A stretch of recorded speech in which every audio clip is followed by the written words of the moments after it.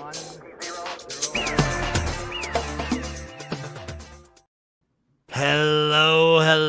Hello, everybody. Welcome back to another episode of Spring Fever. As always, it is I, XFL Jim. Hey, Bud Light says the time.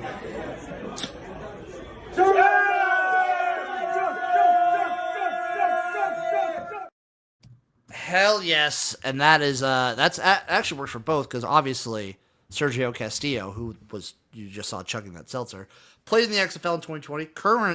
Current CFL kicker. As always, I'm joined by the man himself, the legend, Eric, aka at Etoff21 Sports, aka Uncle fucking Rico. Whoa. Shout out Clyde Emerson in the chat. What's up, man? I hate the Lakers. We're back, baby. It's been a couple weeks. It's been a while. We've been dormant. We've been busy. Life has been hitting. Sometimes life hits you, dude. Was it from my favorite movie of all time, The Big Lebowski? Sometimes you eat the bar, and well, sometimes the bar, sometimes it eats you. You know what? I've never watched that movie. It's Eric. I've watched it enough for the both of us. What if you had to say what is the movie you've watched the most? The Big Lebowski. So when I moved out to California, for the first 2 weeks I lived out there, I didn't have internet, but I had a Blu-ray of The Big Lebowski. And it was literally playing like nonstop in my apartment. For me, I think it's either Dazed and Confused or Euro Trip. Not Euro Trip, Road Trip. Classics. Road Trip or Dazed and Confused, one of the two. So obviously, big show today. There's a lot to talk about with the hashtag Save the Stallions campaign being ultimately successful. I have some opinions on like what the new look of ownership is in the UFL. I have some questions for Eric over here because I don't know for anyone new here, for people that aren't familiar with the layout. I'm deep in the woods. I'm deep in this shit. I live, breathe, like sleep UFL, CFL. I think the X League's about to start up, by the way, for our boys over in Japan. I like having Eric on the show. I like being the partner that I am with Eric because he's the everyman. You represent like the every guy because you don't like you'll follow it kind of like in the spring, and like you'll follow the CFL kind of in like the summer. Yeah. But especially like this time of year, and I'd say even like March, like prime college basketball season, Eric is like you're full on college football NFL. 100%. Like as of this week, which shout out week 1 college football, Saturday, by the way. Saturday at what time, Eric? 8:30 our time. 8:30 Central, the best time zone. 9:30 Eastern. You can find us at the college football tailgate right here, wherever you're watching. You'll be able to find me, this guy, and I think at the very least, sometimes, maybe more often than not, Chase. Sometimes Chase will make a cameo. Chase, he's a busy boy. But Eric, there's been a lot that happened, namely Mr. Mike Repole. It's Repole or Repole, has now entered the fray of the UFL and gotten an ownership stake. So now the heads of the United Football League are Mike Repole, Danny Garcia, Redbird Capital, Fox, ESPN, and Dwayne "The Rock" Johnson. That's a lot of people.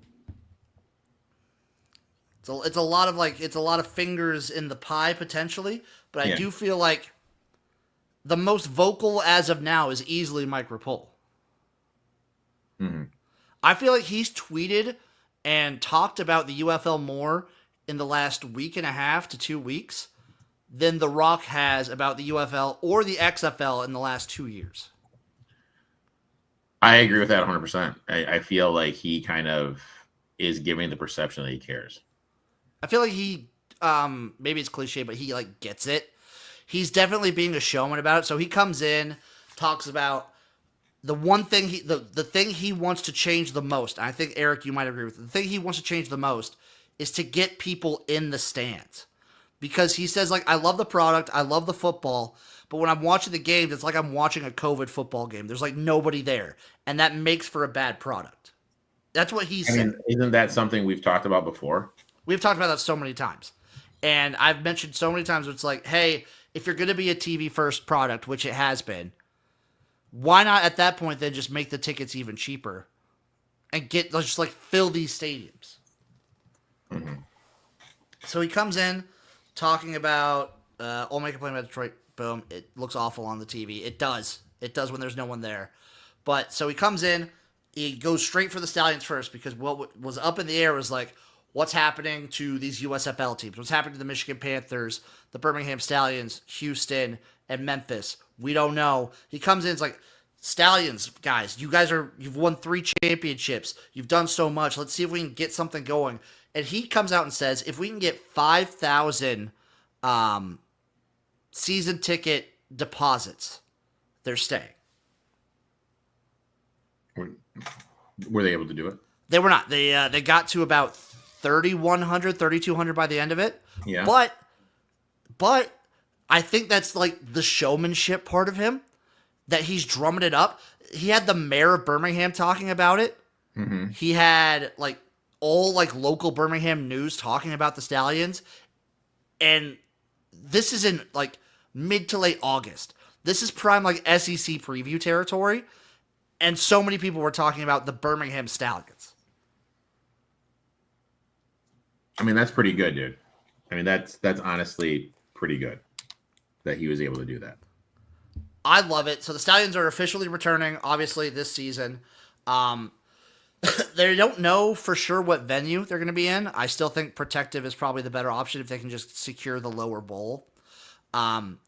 Obviously, the league needs to do a better job of like working about scheduling. I think that was a big factor for why Birmingham, especially this season, looked as rough as it did at points. Was obviously like, you're in Birmingham, you're playing on Sunday at 11 a.m. or like 1 p.m. I think an environment like Birmingham, you want more night games. Or Saturday games. Or Saturday games, but like they played on Mother's Day. Which is idiotic. Like, if you're going to do holidays, like I can understand maybe Easter if you have to, but like, come on, guys. Know your place. So now the Stallions are here. The Stallions are saved. I like the energy he's been bringing. Now we turn our eyes to the Michigan Panthers. What is going to happen with the Panthers? Because it felt like, obviously, the Panthers in 2025, they were the only team that actually saw an increase throughout the season of fans. Yeah. But two things still go against them, especially in a guy like Mike Repol's like mind. And they're both the same thing, but it's a 2-factor deal. You're playing at Ford Field. So even if you can get like 15, 17,000 people there, it still looks rough on TV.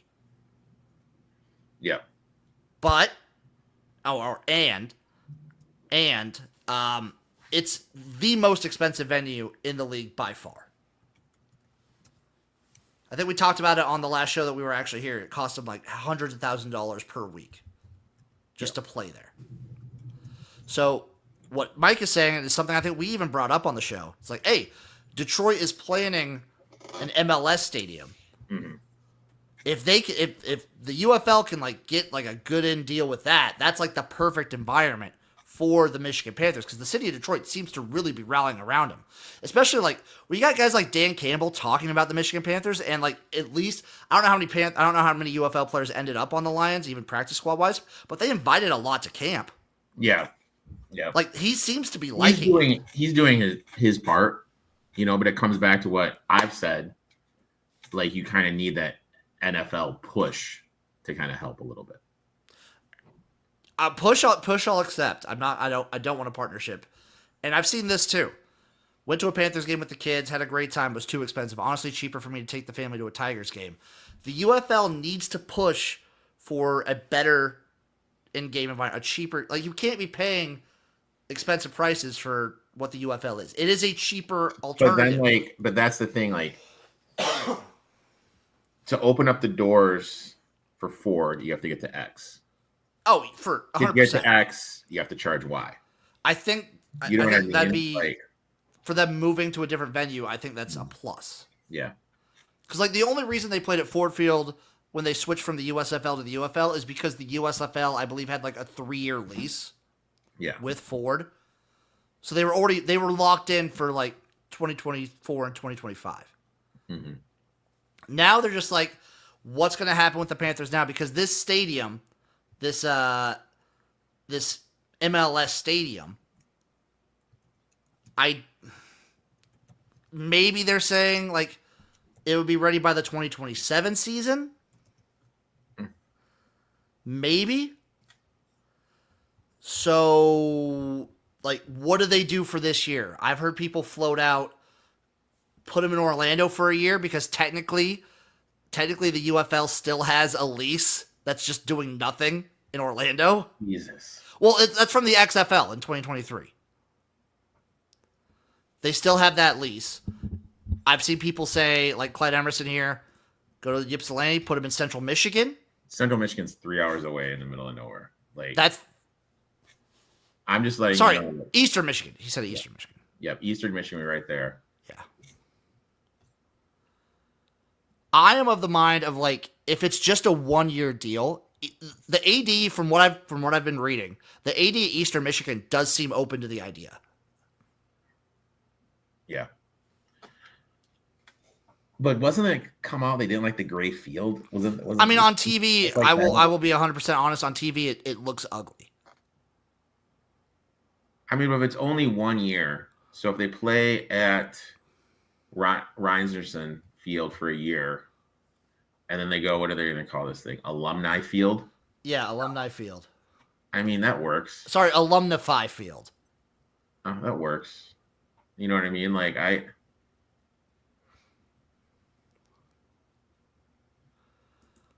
think it could work. Yeah. And then isn't Perkins on NFL roster? I believe he is on the practice squad somewhere. Is he with the Panthers?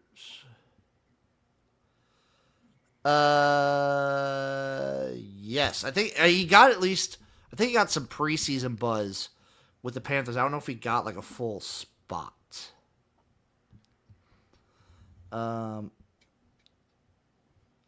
I think he might have got the practice squad spot for the Panthers. okay. No, Bryce Young will be cut, so he maybe should get some run. Maybe, hey, replace a Bryce with a Bryce. Respect. But I would rather keep them in Detroit or the greater Detroit area the whole time. Yeah. That would be my play, is just put them over in Eastern Michigan for a year, and then, boom, you got your stadium right there. Let me Google something real quick, Jimmy. What do you think the crowds how big do you think the crowds they would get at like an Eastern Michigan environment? Like what's around Eastern Michigan? It's in Ypsilanti. I mean, it's kind of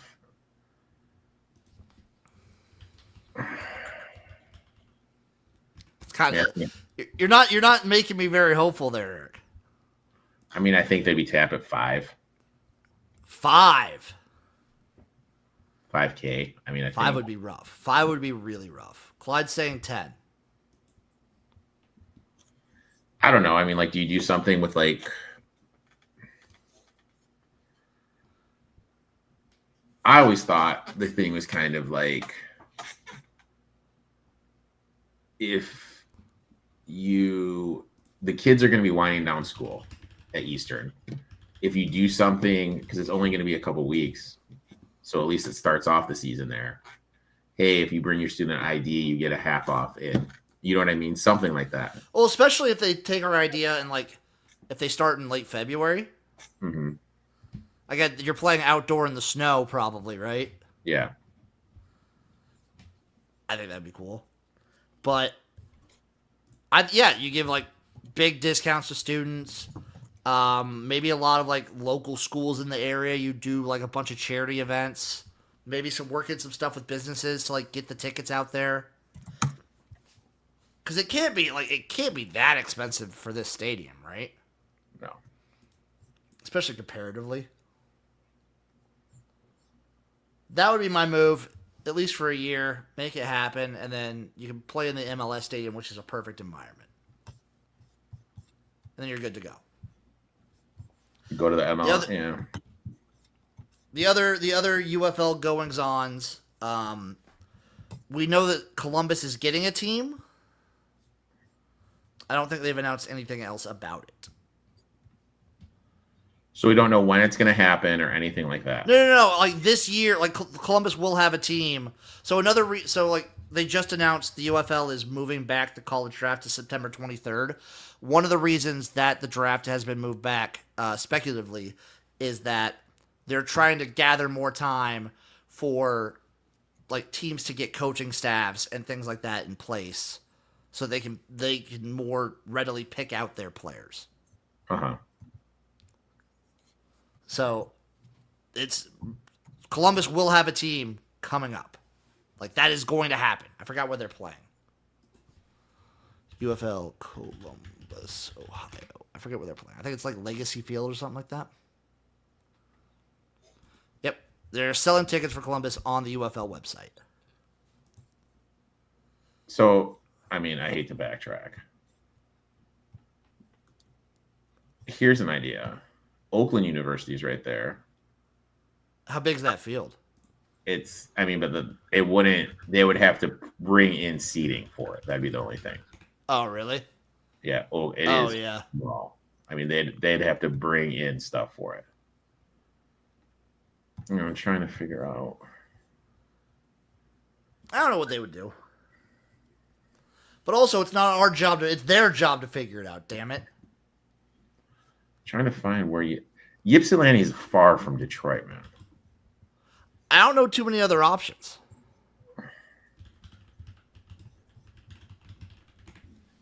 Where is Ypsilanti? Historic Crew Stadium in Columbus. That's where they're playing.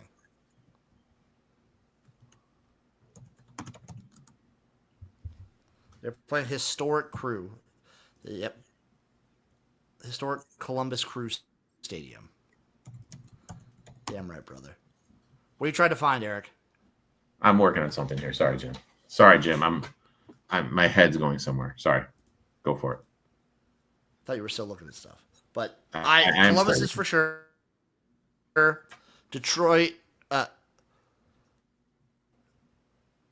And like that makes me want to keep Michigan even more, because I feel like the natural, obvious Ohio-Michigan rivalry would fuel the league. It would be good for the league. And then we don't know. I mean, we're assuming both teams might be gone. We don't know for sure. Nothing's been. I hate to backtrack. So Ypsilanti is actually kind of close to Ann Arbor. So you could probably try to get some University of Michigan people there. You know what I mean? Like,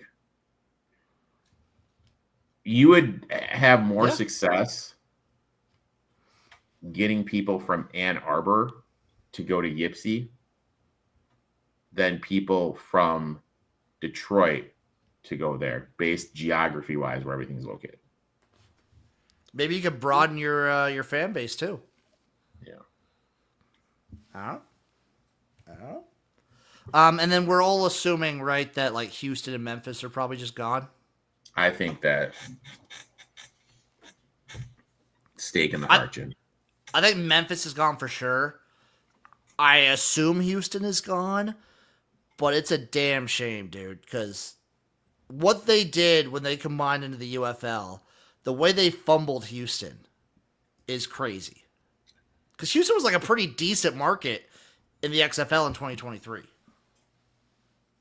Houston is a great market, dude. No, I'm saying like for the like UFL in particular. Like obviously 2020 it was really good. 2023 it was still like a pretty decent, like pretty good sized market. Yeah. And then just absolutely tanked. But like, don't you feel like you get what you put in? Oh, 100%. And I think they have fumbled this nonstop. I think they just should have, like, what they're doing now where they're scraping like the XFL and USFL divisions is probably something they should have done from the jump. Yeah. And just kept like, why move like Wade Phillips and all those guys to the San Antonio Brahmas? Why not? They had a thing going with the Houston Roughnecks. Yeah. Probably should have kept them there. 100%. Probably should have kept them there. Clyde said, I heard they might stay, but go play at that soccer field. That's what they're I mean, the UFL is going to try and move into smaller and smaller stadiums. Which they should, because visually it looks better. I agree 100%. The one thing I will say is I do think you can't ignore, like, major cities. Mm-hmm. Like, I do think, like, obviously Houston, third largest city in the country. That is a major city. You can't just ignore those spots. Because there's a ton of people there, and you're going to be able to get some of them. But it's all about being able to find the right venue in those cities. But with how Houston is so goddamn hot. Again, this just plays into what you and me are saying. Start the season earlier. Yeah, I think you kind of keep that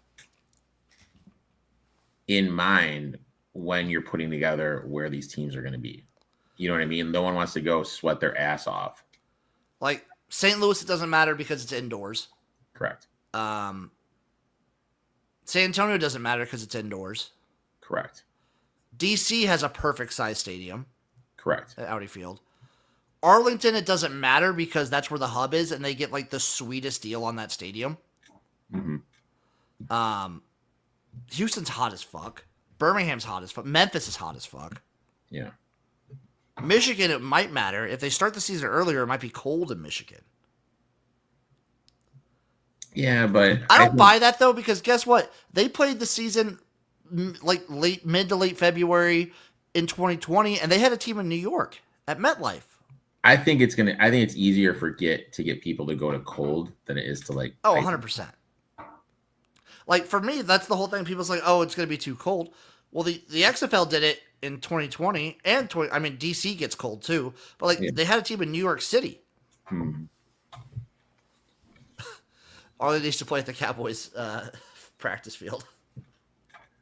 Oh. I think they just get like a huge. I think we might have talked about it last time. You see, Arlington's like they're rebranding from the Arlington Renegades to the Texas Renegades. No. Yeah. No. Yeah. I think they just need to go back to the Dallas Renegades if it's up to me. What do you think about Dallas Renegades? I like Arlington better. Really? Yeah. Maybe it's just because I associate different things, but I'd like Dallas. I would like Arlington. Texas Renegades. I'm out. But why are they switching? That's what I don't understand. Like, I really don't know. Maybe because like Texas Renegades sounds better, or like it looks better to a lot of people. Does it sound better though? Well, like I don't know. I really don't know. Just say the Renegades.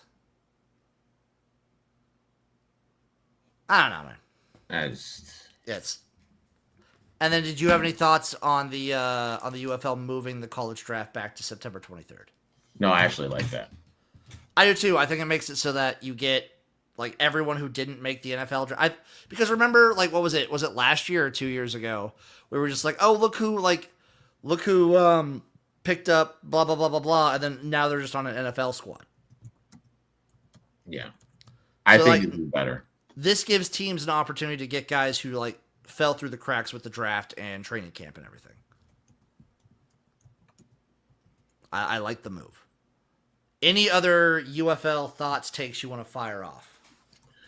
I mean, obviously, Clyde in the chat talks about the marketing. I mean, we've talked about that ad nauseum. That needs to get better. Like, can they do the draft online, like on a YouTube, stream it, something like that? I don't know if they will. I'm going to say yes, they can, because that's what they fucking did in 2020. It can't be that hard to just get every like coach or whoever on a Zoom call and just make it live to people. Yeah. Just anything to drum up a little bit. Mm-hmm. Like any bit of excitement would go a long way. September 23rd is a Tuesday. You think I wouldn't have that on my phone at work going? I mean, I wouldn't, but you would. Well, Eric, you care about your job, and I care about my passion. I respect you, Jimmy. We're built different. But I like the fact that the UFL was we were struggling for UFL stuff last year at this time. I'm glad that the UFL has like actual real news going into like August and going into September. And the thing is you always want to seem like you're the guy cares, and it seems like Mike cares. It does, and like he's promised he's going to be there at the Birmingham home opener. I would not be surprised if he makes at least one home game for every team. 100%. 100% you will. When was the last time the Rock's been anywhere? Fucking bum. Fucking bum. I'll punch Dwayne Johnson in his dick. What a bum. You smell that, Rock? You ready to move on to the CFL? The beautiful game up north? The beautiful game up north. Eric, how's it feel to be like... Dude, I'll be honest, Jim. I have not watched the CFL game. I know you haven't. Eric, we're halfway through the season. I have not watched a CFL game in a while, dude. Shall we? Jesus Christ, how bad? How bad what?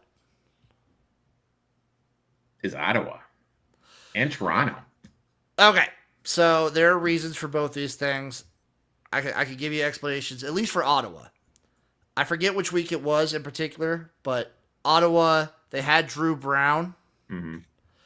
And the man goes down. Let me see if I can pinpoint exactly. So they were they 3-0?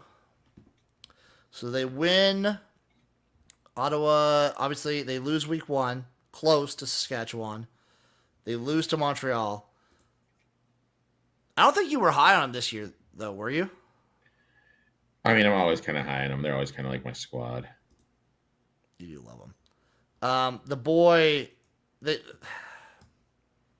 don't have good quarterback play right now.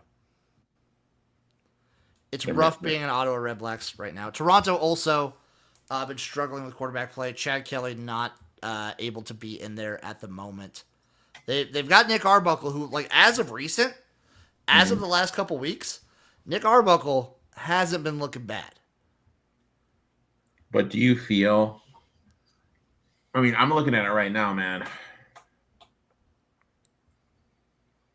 3-8, dude. Just beat BC. They just dominated BC. This last week was weird because, like, they dominated BC and Calgary kind of dominated Saskatchewan in week 12. Mm-hmm. But Nick Arbuckle, I'm just saying, the last couple weeks, obviously anyone's still in it because you look at the standings, it's kind of just, it's everyone in the West is, aside from Saskatchewan and Calgary, like Edmonton's only 2 games behind Winnipeg. Edmonton is only 2 games. Yeah. They're only 2 games behind Winnipeg. And in the East, like, yeah, Ottawa is at the bottom. Toronto's at the bottom. They're only 3 games behind Hamilton. And they're only 2 games behind Montreal. And let me tell you, dude, Montreal, they are in a rough spot. I'm pretty sure Montreal's down 3 quarterbacks.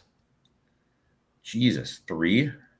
So, Eric, we've talked CFL plenty of times. I know you've heard names and stuff like that. You know some CFL names. Yes. Let me tell you who played quarterback last week for the Montreal Alouettes. All right, lay it on me, big dog. I guarantee you we have never talked about these guys. We've never talked about James Morgan. We have never talked about Mr. Morgan, no. We have never talked about James Morgan. In my life on this show, I don't think I've mentioned James Morgan's name once. James Morgan could be my neighbor, and I have no idea who he is. Let me see if I can look up the Montreal Alouettes depth chart right now. See if I can find their quarterback system right now. It's rough. Let's see. There's a roster depth chart. Boom. Depth chart for last week. If I can find the quarterbacks.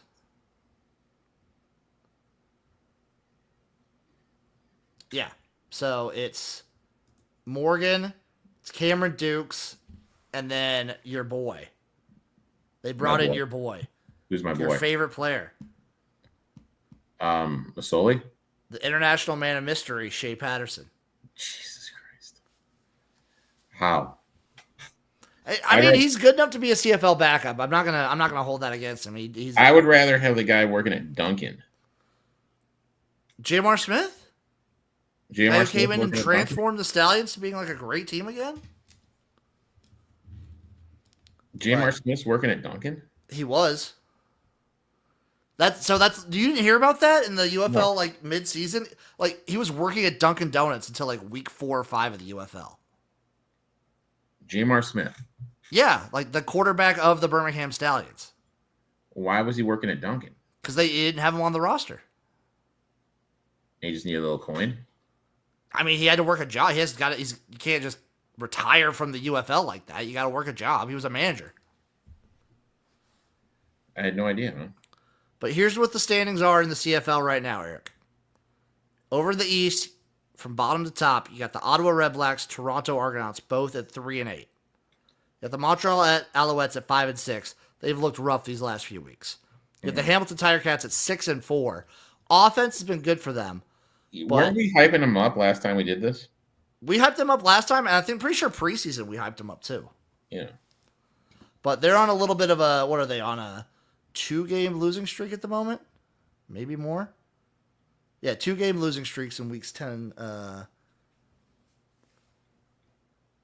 1-game losing streak. They just lost to, they didn't play last week. 1-game losing. Am I stupid? Yeah, 2-game losing streak, weeks 11 and 10. But like Bo Levi Mitchell's been beautiful. He's been a damn beauty. He's been a beauty or a damn beauty. He's been a damn beauty. Like, let me see if I can find the player stats, or let me just look up the league leaders. That's what I wanted to do. But in the West, we have the Edmonton Elks at 4-6, BC Lions at 5-6, Winnipeg at 6-4, Calgary at 7-3, and Saskatchewan at 8-2. It's really like Saskatchewan. It's the Rough Riders and the Stampeders, and then everybody else. Okay. That's kind of like the way this league is looked. So if I said, Jim, I'm gonna give you $100, I want you to bet on a team To win the Grey Cup, to win the Grey Cup. I might go Calgary. Really? I might go Calgary, dude. You want to see what the futures are right now, Eric? Let's see what the futures are, Jimmy. Ottawa Redblacks 80-1, touching them. No. Edmonton Elks 50-1. They've been playing better, right? They've been. I mean, Cody Fajardo's been looking good. The offensive line still worries me a smidge, and because he holds onto the ball a decent amount. But the Edmonton Elks are on a 1, 2, 3-game winning streak right now. Barely lost to Hamilton in week 9. Okay. They're looking better. For the money, 50-1. For the money, Only 2 games behind Winnipeg. Look, for the money, not bad at all, dude. Not bad. Toronto Argonauts 40-1. You can't do it. There's too many questions. Nick Arbuckle, by the way, does lead the league in passing yards and is second in passing touchdowns. Respect. The team is just not doing it. I don't know, man. Like, they're maybe picking it up now. I still don't trust them. Still do not trust them. You know what they say, Jim. BC Lions 14-1. Never trust a big butt and a smile. Nathan Rourke bounce back. Like hey, just last week they got dominated by the Argos. 34-52. BC's an interesting team. They're flip-floppy. I do like them. 14-1, maybe. Maybe. Winnipeg Blue Bombers 9-1. When was the last time we've seen the Bombers be plus 900? Yeah, I take that. Pedigree, like they've obviously been there. Been there, done that. But there's always that time when like it's the end of the road. Is this kind of the end of the road? Oh, I mean they've lost the last 3. They've made it, but they've lost them. I know, but still, like that's still good with dude, with how big this goddamn season is. Oh yeah. Montreal Alouettes 8-1 plus 800. No, thank you. Calgary Stampeders plus 320. I like them a lot. I think they're a really good team. Plus 320 is a little too tight. Hamilton Tiger Cats plus 250. Saskatchewan Roughriders plus 225. I think the 2 best teams are Calgary and Saskatchewan. I do think BC's really good. I think Edmonton has chances. Toronto's interesting. I guess for me, it just comes down to how much you trust their quarterback situation. I mean, Nick Arbuckle hasn't been bad. I will never fully get on board. You're not a Nick Arbuckle guy. No, so like for me, if I'm talking quarterbacks in the CFL, I got Vernon Adams on top. Bo Levi Mitchell's up there too.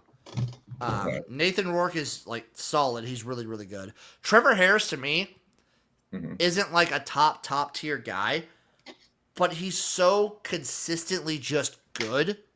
Yeah, which kind of skews everything. Yeah, so he's like I like him. My favorite quarterback though is still Cody Fajardo, climbing up the ranks in passing yards, by the way, and just like passing stats. Hasn't played the full season. Came in late. Mm-hmm. Come on, Cody. just buy in a little bit. I can't do it, Jim. I can't do it, buddy. I mean, Hamilton's also looking really good. We're looking forward, Eric. What's your Grey Cup matchup? Because I'm going to have Calgary versus Hamilton. I got Calgary getting the win. I'm going to go Winnipeg against Hamilton. Winnipeg getting a win. Damn, a rematch of 2021. Yep. I'm basic like that, Jim. I really hope. I really hope Saskatchewan doesn't choke this away. Those are my boys. I love that team. Maybe the like strongest, most committed fan base in the league. I want them to win so bad. Also, that we never talked about. Where's the Grey Cup at this year? 2025. I should be better about this stuff. Winnipeg this year. Okay. Winnipeg, Manitoba. I was also going to say the UFL's kind of getting their own version of Pat McAfee, by the way. Oh, great. No. Not in the way that you would like. It's a different kind of thing he's doing. He's poking at the league. He's talking about like, why aren't fans showing up for this game? Something needs to be done. Why do the leagues only get this much like practice time? This is bullshit. But he's being kind of a dick about it. He's being snarky about it. Who is he's it? Acting. I think his name is Luke Wilson. And what is he on? He's on TSN, which is like Canadian ESPN. Luke Wilson, is he related to Owen Wilson? No, he played on the Seahawks for a little bit. He was part of the Seahawks, quote unquote, part of the Seahawks Super Bowl roster. So he could claim that he won a Super Bowl, even though, you know.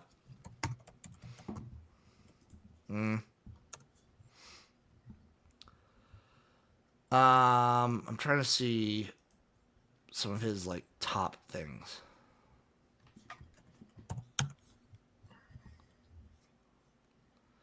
He's just been kind of like an asshole about things, but he's been, yeah, right there.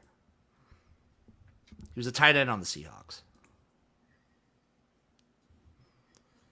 Dude, this hair game he has. Jesus Christ. Dude. It's wild, right? Yeah.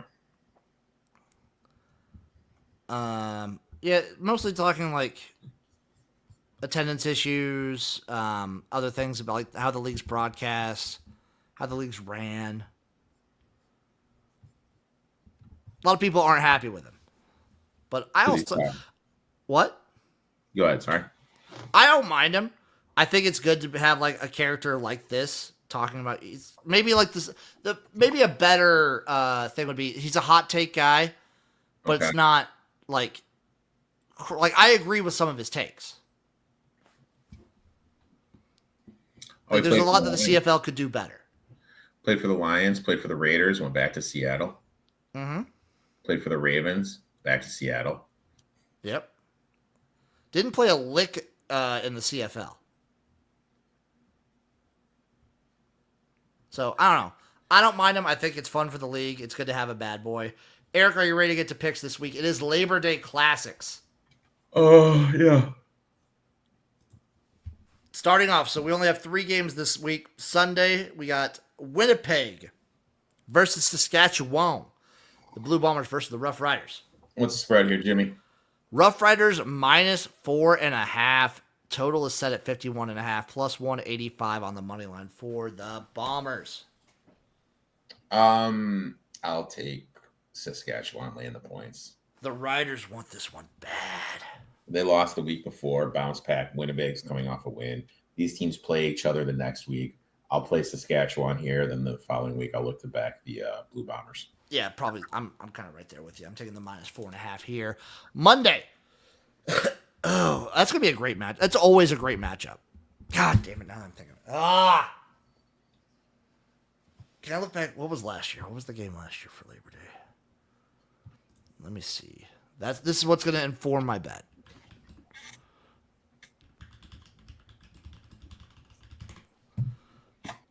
This is what's going to inform your bet.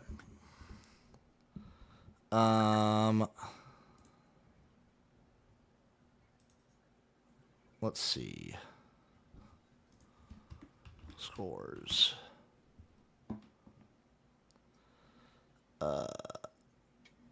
Yeah, Winnipeg beat them last year 35-30. I'm taking Winnipeg plus 4.5. I'm taking Winnipeg plus 4.5. I'm doing it. Jimmy. This is a crazy rivalry every single time this game. I might even sprinkle on the money line just to crush Saskatchewan's hopes and dreams. I disagree, Jimmy. Plus 4.5, though. Plus 4.5.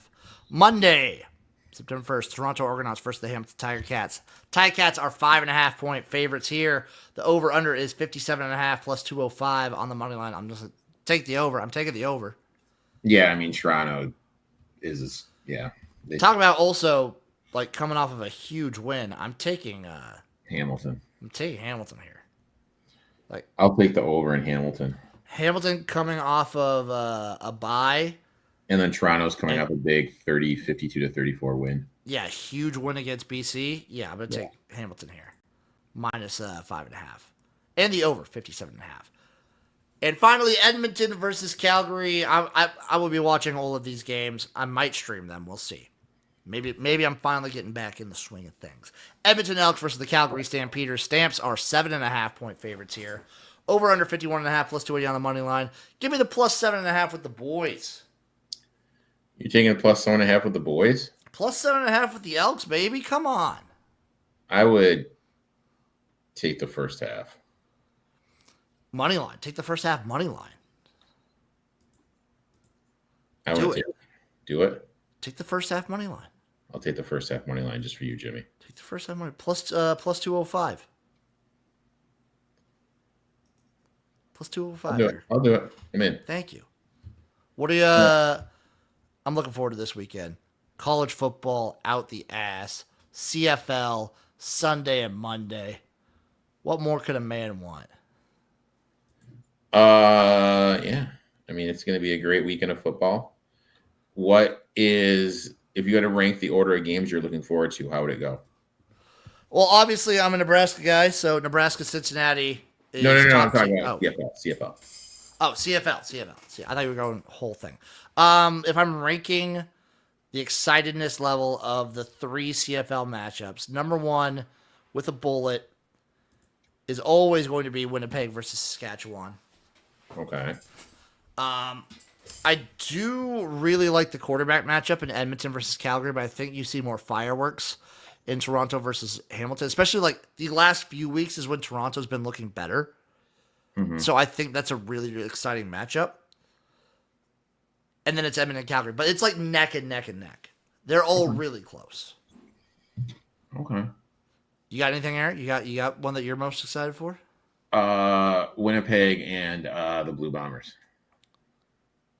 So Saskatchewan, the Rough Riders versus the Bombers is also an intriguing one because I feel like if Winnipeg does lose that one and Edmonton wins that one, we've got a wide open West.